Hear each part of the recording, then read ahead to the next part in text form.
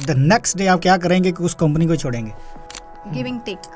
Asian क्या करते हैं? क्या करते हैं? 90% लोग ऐसे ही करते हैं। परमानेंट पे बात हो रही थी, परमानेंट रेजिडेंस के ऊपर। तो जाहिर बात है कंपनी की रिस्पॉन्सिबिलिटी नहीं है, जो मेरा पर्सपेक्टिव है। हाँ जी। क्योंकि मैंने भी परमानेंट रेजिडेंस लिया था। ओके कंपनी ने मुझे कोई सपोर्ट नहीं किया, मैंने खुद ही अरेंज किया था सब कुछ। ओके मेरा वर्क परमिट था कंपनी की तरफ से। ओके कंपनी ने बोला कि भाई ये तुम्हारा पेपर है, और वो वाकई राइट है। कानूनी तौर पे अगर देखें बाय लॉ, कंपनी का राइट नहीं है कि आपको अकोमोडेशन। हाँ, कंपनी की रिस्पॉन्सिबिलिटी नहीं है, बट आप लेकिन अगर वो आप सर्विस के इवज ये चाहते हैं कि वो आपको फेवर दें कि आपको एक अपार्टमेंट लेके दें, giving and taking, giving take. Give and take. अगर सही मैं आपको बात बताऊँ एक्सपीरियंस के साथ, गिव एंड टेक में हमेशा एम्प्लॉयर ही खसारे में गया।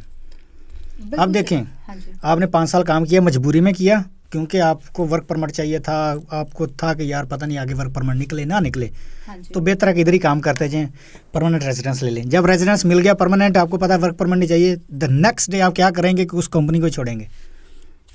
करते हैं ना लोग? हाँ, करते हैं। क्यों? फिर कंपनी क्यों अब आपका उस बंदे का साथ दे जब उनको कन्फर्म है कि भाई ये बंदा सिर्फ इसी पेपर का इंतजार कर रहा है? मैं आपको बताती हूँ, वो डिपेंड करता है कंपनी के ऊपर। 90% लोग ऐसे ही करते हैं। हाँ, बट मेरे केस में डिफरेंट था। मुझे नहीं लगा था कि मुझे ये कंपनी छोड़नी चाहिए, बिकॉज मुझे इस कंपनी से बेटर ऑप्शन मुझे मिला नहीं। बट ये बात, मैं मेजोरिटी की बात कर रहा हूँ। हाँ, मेजोरिटी, मैं एग्री करती हूँ इस बात पर। सही है ना? तो आपके केस में डिफरेंट था कि आप सेटिस्फाइड थी जॉब से, काम से, सैलरी से, अकोमोडेशन से, सब से। बिल्कुल सही है ना? तो इसलिए मैं एक पॉइंट क्लियर करना चाह रहा था लोगों के लिए कि वो ये ना सोचे कि कंपनी जो है ना वो आपकी मदद क्यों नहीं कर रही, उसके पीछे कोई ना कोई रीज़न है। रीज़न है। हाँ, सही है। तो जो रीज़न अगर नहीं बता रहे तो इसका मतलब है कि इसका ये मतलब नहीं है कि वो गलत बंदे हैं। उनको पहले लोगों ने हाथ जो है ना वो लगा दिए, उनको पता है कि लोग एशियन क्या करते हैं। बिल्कुल सही। कोई भी सिचुएशन उससे फ़ायदा उठाते हैं, मैंने खुद देखा हुआ है। हाँ जी। तो बेहतर है कि फ़ायदा उठाने से बेहतर है कि भाई एक बंदा अगर वो आपके ऊपर ट्रस्ट कर रहा है या आपको फेवर दे रहा है तो उसका नाजायज़ फ़ायदा नहीं उठाना चाहिए। सही है। अगर एक बंदा, मैं सादा सी लड़कों को मिसाल देता हूँ कि भाई एक कंपनी है मुझे फ़ोन यूज़ करने से मना नहीं करती, हाँ जी। ठीक है, इसका ये मतलब नहीं है कि मैं एक्सेसिवली काम के दौरान फ़ोन ही इस्तेमाल करता जाऊँ। अल्टीमेटली वो क्या करेंगे, मुझे बोलेंगे भाई एक्स्ट्रा टाइम दो कंपनी को। बिल्कुल सही बात है। तो सिगरेट अगर वो बंदा पीता है तो हर घंटे बाद अगर 10 मिनट सिगरेट पीने जाए बंदा, हाँ जी। फिर कुछ खाने के लिए टाइम निकाले, हाँ जी। तो 8 घंटे में उसने काम क्या किया? इफ़ेक्टिव आवर्स क्या हैं? बिल्कुल सही बात है। तो ये चीज़ें भी मद्देनज़र रखनी चाहिए। ये सिर्फ ये नहीं सोचना चाहिए कि कॉन्ट्रैक्ट 8 घंटे का है मेरा। बिल्कुल सही बात है। भाई कॉन्ट्रैक्ट को क्या करना है, काम कितना किया ये बताओ। हाँ। तो इसलिए कंपनीज जो है ना वो भी किसी ना किसी तरह मजलूम हैं, कुछ कंपनीज। तो इसलिए वो बंदे को बोलते हैं कि भाई एक्स्ट्रा काम करो, अगर नहीं तो नहीं कर सकते तो निकल जाओ। बिल्कुल सही बात है। तो इसलिए परमानेंट रेजिडेंस पे वापस आते हैं। इसके अलावा हाँ जी। जो पर्सनल एक्सपीरियंस था, आपको क्या बोला था उन्होंने टेस्ट के दरमियान, जो भी आपसे उन्होंने वर्बल लिया या रिटन लिया टेस्ट? मैं अपना एक्सपीरियंस शेयर करती हूँ। मेरा एक्सपीरियंस डिजास्टर था। मुझे नहीं, मैं गई थी ओवर कॉन्फिडेंस। मुझे लगा मुझे तो 5 साल 6 साल हो चुके हैं, मुझे तो रोमेनियन मैं तो ऐसे बात करूँगी। मुझे ऐसा लगा कि मैं जहाँ काम करती हूँ सब लोग मेरी तारीफ करते हैं कि प्रिया तेरा प्रोनाउंसिएशन बहुत अच्छा है रोमेनियन में। मैं ओवर कॉन्फिडेंस, जैसे मैं सोचा मैं तो लेकर ही निकलूँगी, अभी लेकर निकलूँगी। गई मैं अंदर, ऑफिसर ने मुझे पूछा कि रोमेनियन में बात करो। मैंने बोला ठीक है, रोमेनियन में कॉन्वर्जेशन शुरू की। बढ़िया। उनको भी ऐसा लगा कि ये बहुत ज़्यादा ओवर कॉन्फिडेंस है, इसका कॉन्फिडेंस ख़त्म ही कर दो। ये मैं बोलना चाहती हूँ, जितने भी लोग मुझे सुन रहे हैं, प्लीज़ ओवर कॉन्फिडेंस में मत जाइए, क्योंकि मैं गई थी इसलिए मुझे पता है। मुझे लगा कि ख़त्म हो जाएगा, बस मैंने बोल दिया है। अभी तो सर ने मुझे दे दिया कि आपका आइए 6 महीने बाद मुझे बोला कि आप सैटरडे संडे आपने क्या किया, संबते दुमिनिका चे आई फकुतो। मैं वहाँ पर ही मेरा माइंड ब्लैंक। मैंने बोला अभी मैं क्या करूँ। मैंने उनको बोला, पहले तो मुझे बोला कि आप लिखो। मैंने बोला सर इतना तो मुझे नहीं आता। तो मुझे बोला ठीक है फिर गेट आउट, सीधा डायरेक्ट ऐसे ही, ठीक है फिर हम इंटरव्यू नहीं लेंगे। मैं बाहर गई। फिर मैंने सोचा यार मैंने ये क्या कर दिया, इतना ज़्यादा ओवर कॉन्फिडेंस। उसके बाद जो मेरे साथ जो आए थे मेरे कंपनी के अकाउंटेंट, उन्होंने बात की, प्लीज़ उनको इसको इंटरव्यू तो लेने दो, वहाँ तक पहुँचने तो दो।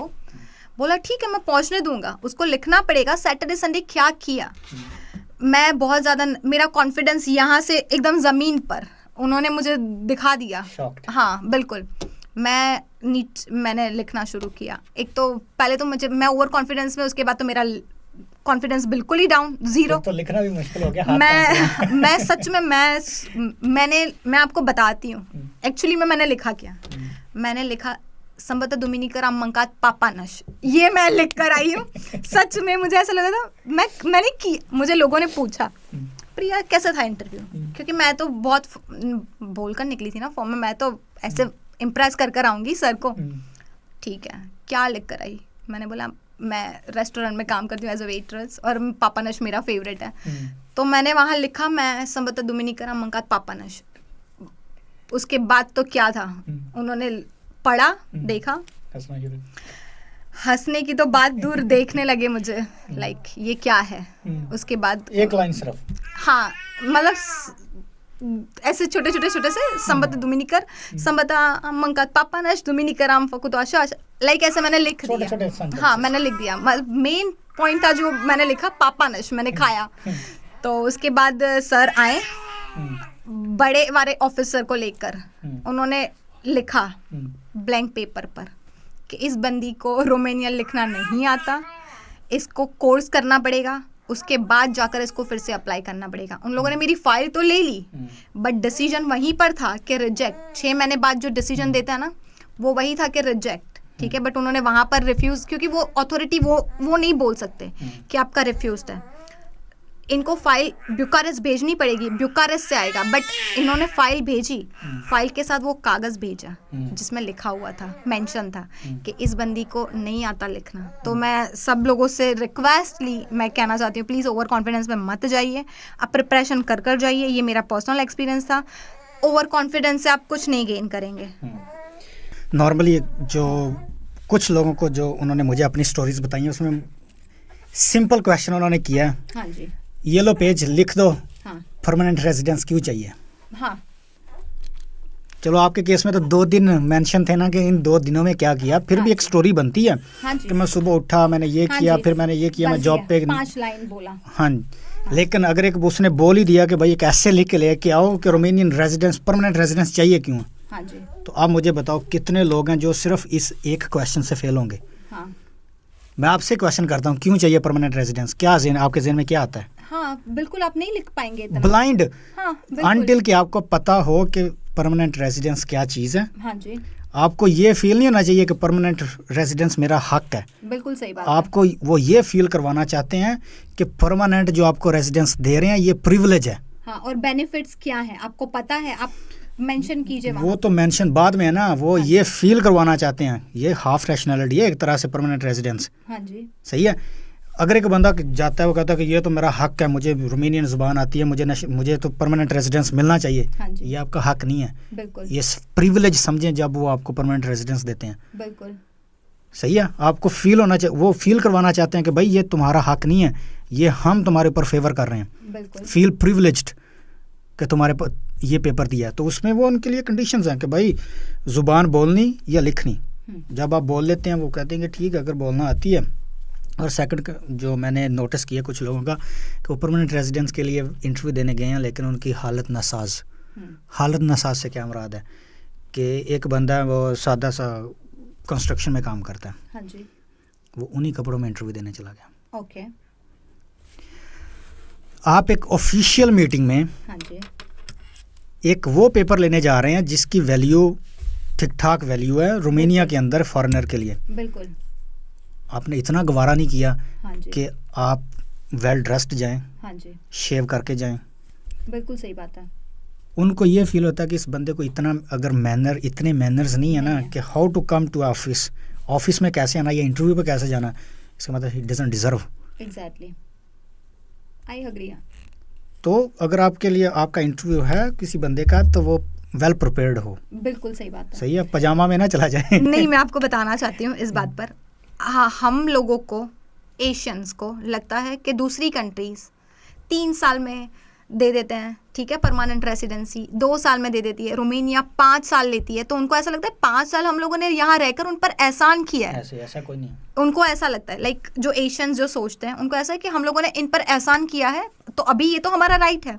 बट ओवर कॉन्फिडेंस में ना जाइए, जिस तरह से मैं गई थी प्लीज़, तो आप प्रिपेयर होकर जाइए और प्रेजेंटेबल भी जाइए, क्योंकि आप कहीं पर जा रहे हैं। ये आपने बहुत सही बात कही कि लोग ऐसे ही मुंह उठाकर चले जाते हैं, नहीं, आपको अपने आप को प्रिपेयर करना चाहिए। और दूसरा, आप अपनी कंट्री की रिप्रेजेंटेशन है, बिल्कुल सही बात। अगर आप इस तरह जाएंगे तो वो जो उसके बाद आने वाले बंदे हैं उनके बारे में भी यही सोचेंगे कि यार ये सारे गंदे हैं शायद, तो इसलिए आप जो ना वो शेव बना के प्रॉपर तरीके से हेयर कट करके अच्छे कपड़े पहन के जाएं, तो फिर वो ज़रा लीनियंट भी होंगे, उनको पता होगा कि यार ये बंदा भी देखने में पढ़ा लिखा लग रहा है, हाँ, डिजर्व करता है। तो अगर आपने एफर्ट की होगी लैंग्वेज सीखने में, काम आपको जो मर्जी हो, इट डजंट मैटर कि आपका काम क्या है, उनको इस चीज़ से कोई फ़र्क नहीं पड़ता, उनको ये फ़र्क पड़ता है कि बंदा कैसा है। हाँ जी, आप उनकी कंट्री को रिप्रेजेंट कर रहे हैं ना। जब आप परमानेंट रेजिडेंस लेके जाएंगे किसी भी कंट्री में, हाँ जी, सही है, स्पेशली जब आप यूनाइटेड स्टेट्स या कनाडा का वीज़ा लगवाते हैं तो आप रोमानिया को रिप्रेजेंट कर रहे हैं, क्योंकि उन्होंने आपको हाफ नेशनलिटी दे दी है, सिटीजनशिप दे दी है, तो इसका मतलब है कि वो सिलेक्टिव हैं इस काम में। ये नहीं है कि वो देना नहीं चाहते, हाँ जी, सही है, वो सिलेक्टिव हैं कि कौन डिजर्व करता है कौन नहीं करता, सिंपल सी बात है। बिल्कुल सही बात है। तो आप उनके स्टैंडर्ड के ऊपर काम करें, ना कि ये चाहें कि वो लोग आपके स्टैंडर्ड पे आके आपको जो ना वो परमानेंट रेजिडेंस दें। बिल्कुल सही बात है। तो ये चीज़ें लोगों को मद्देनज़र रखते हुए अपने स्टेप्स लेने चाहिए। मैं उम्मीद करता हूँ कि आपने इस पॉडकास्ट में काफ़ी कुछ सीखा होगा, स्पेशली वो लोग जो रोमानिया में रहते हैं और परमानेंट रेजिडेंस अप्लाई करना चाहते हैं, उनको वो सारी चीज़ों को मद्देनज़र रखते हुए अपनी प्रिपरेशन करनी चाहिए जो हमने इस पॉडकास्ट में एक्सप्लेन की, और ये भी बताया कि आपको जो है ना वो सिर्फ़ और सिर्फ वर्बल ओरल एग्जामिनेशन नहीं होगा आपका, मुमकिन है कि वो आपको ये भी बोल दें कि लिख के आपका एग्ज़ाम होगा। उसमें आपको वो जिस तरह प्रिया से उन्होंने पूछा कि बताएं कि सैटरडे संडे को क्या किया था, जो कि रिलेटिवली इजी क्वेश्चन है, उसकी निस्बत कि वो आपको ये बोल दें कि ये लिखो कि परमानेंट रेजिडेंस क्यों चाहिए। सही है, इसमें अगर एक बंदे को ये बोल दिया जाए कि परमानेंट रेजिडेंस क्यों चाहिए, उसको सिर्फ ये होगा कि मुझे इसके बाद मेरी ज़िंदगी आसान हो जाएगी, मेरे वर्क परमिट नहीं चाहिए, तो ये 2 लाइनों में आप खुद को एक्सप्लेन नहीं कर सकते कि वो ये आपसे रियलाइज़ करवाना चाहते हैं कि जो आपको परमानेंट रेजिडेंस दे रहे हैं उसकी वैल्यू क्या है, और आपको भी इसका पता हो कि इस रेजिडेंस की वैल्यू क्या है।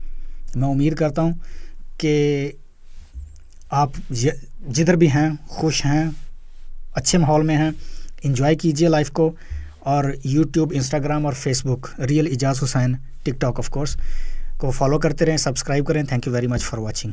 Have a nice evening.